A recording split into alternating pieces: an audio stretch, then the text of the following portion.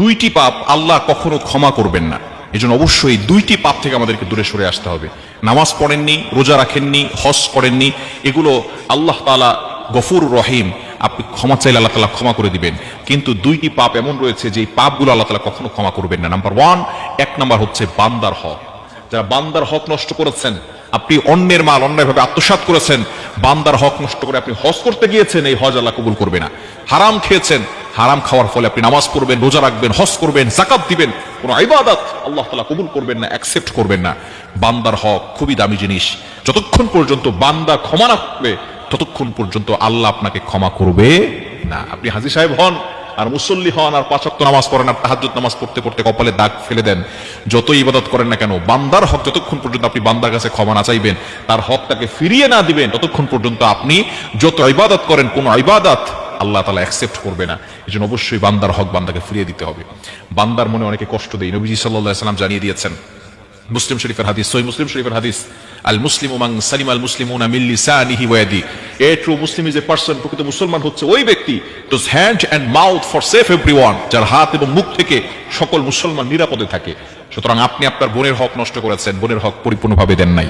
বোনকে বিয়ে দেওয়ার পরে আপনি আপনার ভাইয়ের হক নষ্ট করেছেন, বোনের হকগুলো আপনি নিজেই সব একা দখল করেছেন, সন্তানদের নামে লিখে দিয়েছেন। ওই জমি আপনার সন্তান খেয়ে সন্তানও জাহান্নামে যাবে, আর আপনি বাবা সন্তানদের সাথে আগে আগে জাহান্নামে থাকবেন। অনেক ভাই আছে বোনের হক দেয় না, অথচ নামাজে সর্বপ্রথম কাতারে দাঁড়ায় এবং তারা সাদা সাদা দাড়ি হয়ে গিয়েছে, তারা কপালে দাগ ফেলে দিয়েছে, কিন্তু বোনের হক দেয় নাই। এরকম কিছু মানুষ সমাজে আছে না নাই? খবরদার, অন্যের হক পরিপূর্ণভাবে দিতে হবে। নবীজি সাল্লাল্লাহু আলাইহি সাল্লাম এটা স্পষ্ট করে জানিয়ে দিয়েছেন, তোমার মুখের দ্বারা, তোমার হাতের দ্বারা, তোমার ব্যবহারের দ্বারা যাতে করে কেউ কষ্ট না পায়। এজন্য বান্দার হক কখনো নষ্ট করা যাবে না। নাম্বার 2, দ্বিতীয় নাম্বার হচ্ছে আশিরকু বিল্লাহ, আল্লাহর সাথে কাউকে অংশীদার করা। শিরকের গুনাহ আল্লাহ তাআলা কখনো ক্ষমা করবেন না। শিরক হচ্ছে সবচেয়ে বড় পাপ, সকল পাপের বাপ। ক্যান্সারের অ্যানসার আছে, কিন্তু শিরকের কোনো অ্যানসার নাই। আল্লাহ পাক রব্বুল আলামিন নিজেই জানিয়ে দিয়েছেন, 5 নম্বর পারার 5 নম্বর পৃষ্ঠার 4-5 নম্বর লাইন, সূরা নিসার 48 48 নম্বর আয়াতে রব্বুল আলামিন বলেন, ইন্নাল্লাহা লা ইয়াগফিরু আন ইউশরাকা বিহি ওয়া ইয়াগফিরু মা দুনা যালিকা লিমান ইয়াশা। আল্লাহ পাক রব্বুল আলামিন সব গুনাহ ক্ষমা করবেন, কিন্তু যারা শিরিক করবে তাদের গুনাহ আল্লাহ কখনো ক্ষমা করবেন না। শিরিক হচ্ছে সবচেয়ে বড় পাপ।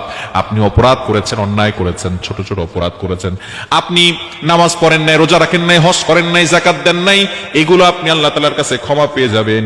আল্লাহর কাছে তাওবা করলে আল্লাহ মাফ করে। নবীজি সাল্লাল্লাহু আলাইহি ওয়াসাল্লাম মা জানা আয়েশা রাদিয়াল্লাহু আনহাকে খেলা দেখতে নিয়ে গেছেন মসজিদে নববীতে। ইথিওপিয়ান সাহাবীরা খেলা দেখতে গেছে, নবীর মতো মানুষ এত ব্যস্ত গোটা উম্মতের দায়িত্ব নিয়ে আসছে, অথচ স্ত্রী খেলা দেখবে উনি সাথে নিয়ে গেছেন এবং এত সময় খেলা দেখাইছেন যে যতক্ষণ পর্যন্ত আয়েশা রাদিয়াল্লাহু আনহা না বলছেন যে ইয়া রাসূলুল্লাহ দেখবো না, ততক্ষণ পর্যন্ত নবীজি বসেছিলেন তাকে খেলা দেখানোর জন্য। তার তো খেলা দেখার মতো টাইম নেই। খেলা দেখা বলতে আপনাদের টেলিভিশনে খেলা দেখা হালাল মনে করেন না, আবার যেখানে ওই নাটক আপনার অ্যাডভার্টাইজ দুনিয়ার জিনা হারাম জিনিস আসে, ওইটা না, এটা লাইভ সরাসরি মাঠের, সেখানে হারাম কিছু না হয় সরাসরি দেখলেন। নবী সাল্লাল্লাহু আলাইহি ওয়াসাল্লাম তার স্ত্রীকে এত কেয়ার করেছেন, এত যত্ন করেছেন, এত সময় দিয়েছেন।